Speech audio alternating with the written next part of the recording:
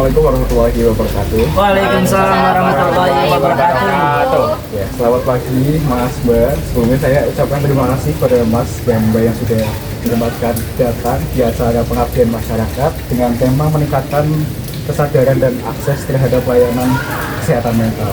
Sebelumnya perkenalkan, nama saya Ananda Kaseli, saya dari Universitas Jawa Slawi. Sebelum kita masuk ke acaranya, saya boleh minta Mas dan Mbak untuk perkenalan dulu, jadi kita lebih akrab nih. Boleh dari Mas dulu. Perkenalkan, nama saya Muhammad Salafat Juwadi.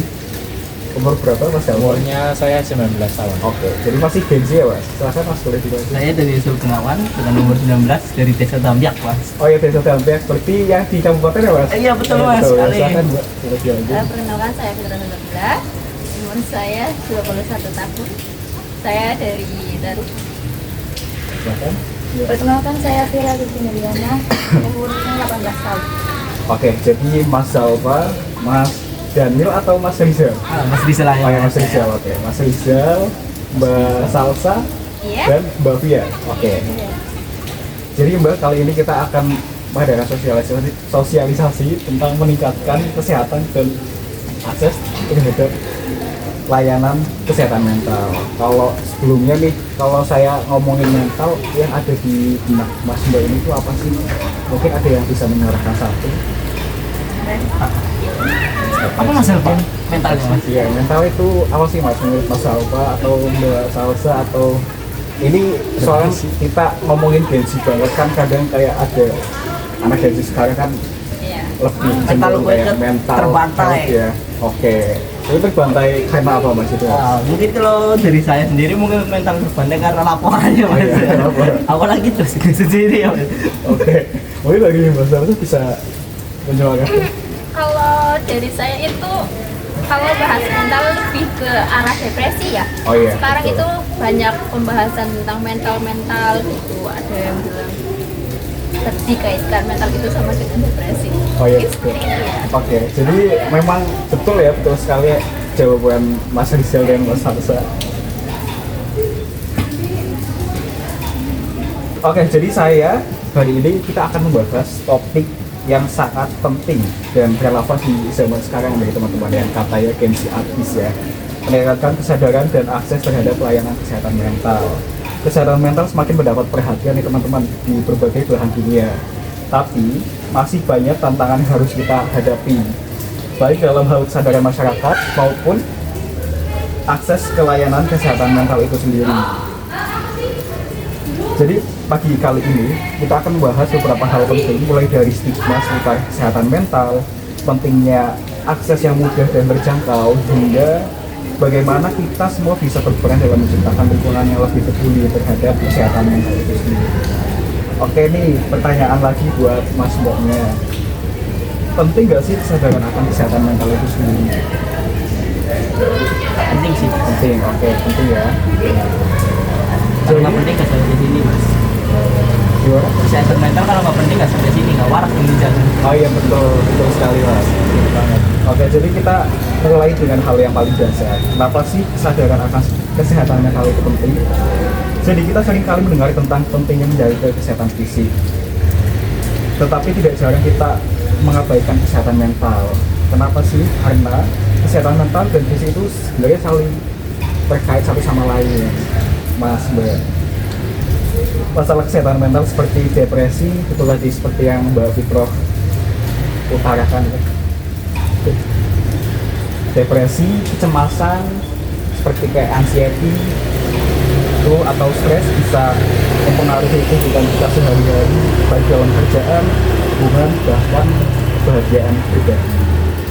Tapi sayangnya masih banyak orang yang merasa malu atau takut untuk mengakui bahwa mereka membutuhkan bantuan. Ini karena masih ada stigma yang melekat pada masalah kesehatan mental yang membuat banyak orang enggan untuk mencari pertolongan. Oke, yang kedua mungkin kita akan membahas mengapa sih stigma terhadap kesehatan mental itu ada. Menurut Mas dan Mbak yang di sini, kenapa sih stigma kesehatan mental itu masih ada? Mesti masyarakat itu mengucilkan orang yang memang butuh pertolongan akan mentalnya. Kenapa sih mesti ada Mungkin dari isi dijawab Mas. Oh iya, boleh silakan. Mungkin Mas. stigma mental itu karena ada, karena kan mungkin dari beberapa orang misal butuh pertolongan, tetapi teman dari sebaya ya itu malah mengucilkan sekalian. Kayak ibaratnya saya membutuhkan kesehatan mental nih. Iya. Oh, saya bercerita dengan Mas Alfa, ibaratnya. Iya. Mas, saya gini, tapi dia merasa tidak. Jadi kayak dia langsung kayak, alah apa sih itu? Lebay lu lebay gitu. Tuh, malah biasanya kalau kita bercerita dengan sejawat malah cenderung adu ya Mas, Iya, biasanya. betul, Mas. Betul. Oke, jadi kenapa sih stigma terhadap kesehatan mental itu ada? Itu salah satunya adalah ketidaktahuan atau kurang edukasi. Banyak orang yang memang belum tahu banyak tentang kesehatan mental dan menganggapnya sebagai hal yang tabu atau malu. Di banyak budaya kita sering diajarkan untuk tidak menunjukkan kelemahan dan menganggap bahwa menghadapi masalah mental adalah sesuatu yang harus dihadapi sendiri tanpa bantuan orang lain. Padahal masalah kesehatan mental adalah masalah yang biasa dialami oleh siapa saja. Contohnya seperti tadi, laporan yang banyak akhirnya kita down atau apa, itu sebenarnya memang biasa Mas. Jadi memang bisa dialami siapa saja dan dalam kondisi apa aja. Sama seperti kita butuh dokter ketika sakit fisik, kita juga bisa membutuhkan bantuan profesional ketika mengalami gangguan mental. Nah, kita masuk ke akses layanan kesehatan mental nih teman-teman. Jadi kita bicara tentang akses layanan kesehatan mental, ini juga merupakan tantangan besar. Walaupun banyak negara termasuk Indonesia sendiri itu sudah memiliki layanan kesehatan mental, tapi tidak semua orang bisa mengaksesnya dengan mudah. Terutama di daerah-daerah yang terpencil dan di kalangan masyarakat yang memiliki finansial yang rendah atau memang terbatasan akan finansial itu sendiri. Jadi memang layanan kesehatan mental ini seringkali dipandang mahal dan banyak orang yang tidak tahu harus mencari kemana. Padahal dengan kemajuan teknologi saat ini kita bisa memanfaatkan layanan seperti telemedicine atau aplikasi yang menyediakan konseling secara daring. Ini adalah langkah besar untuk mempermudah akses, tetapi kita juga perlu memastikan bahwa masyarakat tahu tentang layanan ini dan tahu bahwa mereka bisa mendapatkan tanpa merasa takut ataupun malu. Oke. Lalu bagaimana sih kita bisa meningkatkan akses layanan kesehatan mental? Yang pertama nih teman-teman, edukasi. Edukasi adalah kunci. Kita harus terus-menerus meningkatkan kesadaran tentang pentingnya menjaga kesehatan mental, baik di media sosial, sekolah, tempat perkuliahan, universitas, atau tempat kerja, bahkan di komunitas lokal. Dengan semakin banyak orang yang tahu tentang masalah kesehatan mental dan layanan yang tersedia, semakin mudah juga bagi mereka untuk mencari bantuan. Selain itu, kita juga perlu tahu nih, mendorong pemerintah dan lembaga terkait untuk mengalokasikan lebih banyak dana untuk fasilitas kesehatan mental, termasuk di daerah-daerah yang lebih sulit dijangkau. Layanan yang lebih murah atau bahkan gratis hanya harus ada untuk memastikan tidak ada yang tertinggal. Mungkin di daerahnya Mas dan Mbak sudah ada belum sih layanan kesehatan mental? Atau mungkin dari Mas Mbak malah belum tahu ada layanan kesehatan mental di daerahnya masing-masing? Dari Mas Alfa, Mas Rizal, Mbak Salsa atau Mbak Bia boleh? Ada. Ada sih. Belum ada ya.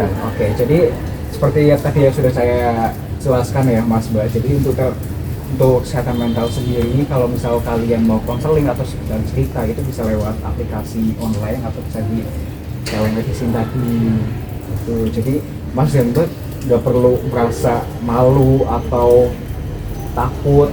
Jadi kalau di aplikasi atau di kesehatan layanan mental itu, kita itu sangat amat menjaga privasi dari orang tersebut. Tuh, jadi Mas dan Mbak nantinya kalau misal memang ingin perlukan itu tidak usah malu dan takut. Jadi Mas dan Mbak sekalian, di acara Mas ini untuk kesimpulannya itu adalah kesehatan mental bagian yang tak terpisahkan dari kebutuhan kita, dari kehidupan kita, dan kita semua memiliki tanggung jawab untuk menjaga kesehatan mental diri sendiri dan orang lain. Bagaimana sih cara kita menjaga kesehatan mental orang lain? Dengan bertutur kata yang baik, berpikir sebelum bertindak atau berucap, itu salah satu cara kita untuk menjaga kesehatan mental orang lain agar orang tersebut tidak merasa tersinggung atau tidak merasa sakit hati dengan omongan kita, dengan perbuatan kita. Dan gimana sih cara kita menjaga kesehatan mental kita sendiri itu dengan mungkin bisa mengutarakan afirmasi yang positif, jangan pernah menggunakan afirmasi yang negatif ke diri kita, atau mungkin jangan pernah memberikan stigma yang negatif terhadap diri kita sendiri ataupun orang lain. Oke, selanjutnya kita harus mengubah stigma, meningkatkan kesadaran dan memastikan bahwa layanan kesehatan mental dapat diakses oleh semua orang tanpa hambatan, baik bisa melalui offline atau online tadi seperti yang sudah saya sampaikan. Dan jangan takut atau malu untuk mencari bantuan jika kita merasa membutuhkan, dan mari kita saling mendukung satu sama lain dalam perjalanan menjaga kesehatan mental kita. Di ujung acara saya mengucapkan terima kasih kembali pada Mas Zalfa, Mas Rizal, Mbak Salsa, dan Mbak Fia yang sudah menyempatkan hadir pada kegiatan pengabdian masyarakat kali ini. Saya mohon maaf sebesar-besarnya apabila ada tutur kata yang kurang berkenan dalam penyampaiannya. Saya mohon maaf sebesar-besarnya. Saya akhiri, wabillahi taufiq wal hidayah. Wassalamualaikum warahmatullahi wabarakatuh. Waalaikumsalam.